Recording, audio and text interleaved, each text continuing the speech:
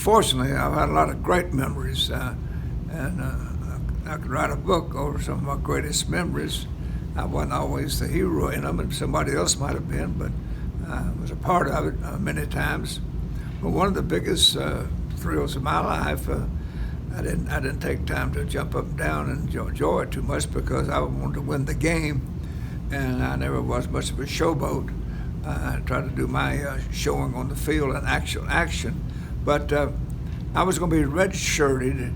I had a great spring practice in my freshman year, and they had 3 senior tailbacks coming back, and I was an upcoming sophomore, and they were going to redshirt me. And my dad and I were pretty pleased about that because 3 of those people were going to be graduating, including Jimmy Wade, the starter, who was going to be a senior, and the year before was All Southeast Conference, made the All Southeastern Conference team, and I went 90 yards for the winning touchdown against Wade's team in the first orange and white game, I'm pretty sure, in Tennessee history, in the spring of 1954.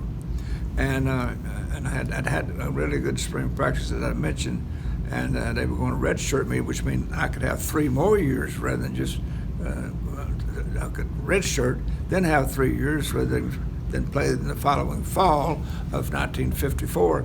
Well, the week before our first game against Mississippi State, a tailback got hurt, a fullback got hurt, and they moved pkns-knxyoutube, one of those upcoming seniors, tailbacks that moved in. Well, they were seniors that particular time because we were into the fall, getting ready to start the season.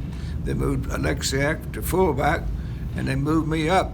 And on Monday of the week of the game, we were going to play in Mississippi State in Memphis, and so I was excited. I wasn't really disappointed that I was going to be playing because I like playing football. But I look back and say, my gosh, if I'd been redshirted and played 3 more years, I probably could have won the Heisman Trophy or would have won it. But things work out the way they do, and in the second quarter, I ran a fake to the fullback and went up the middle on a trap play, and it broke through the line of scrimmage. And as I broke through, the safety man was coming up straight ahead toward me, and the defensive halfback to my left was closing on the outside.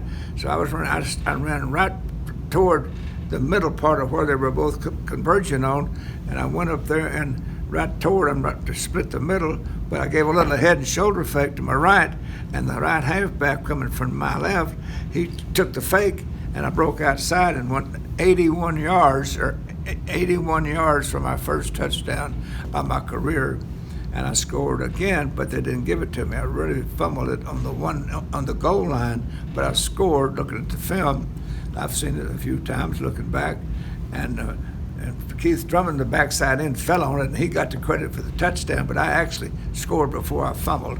So I had my first fumble, and we did score on it. I had my longest run of my career.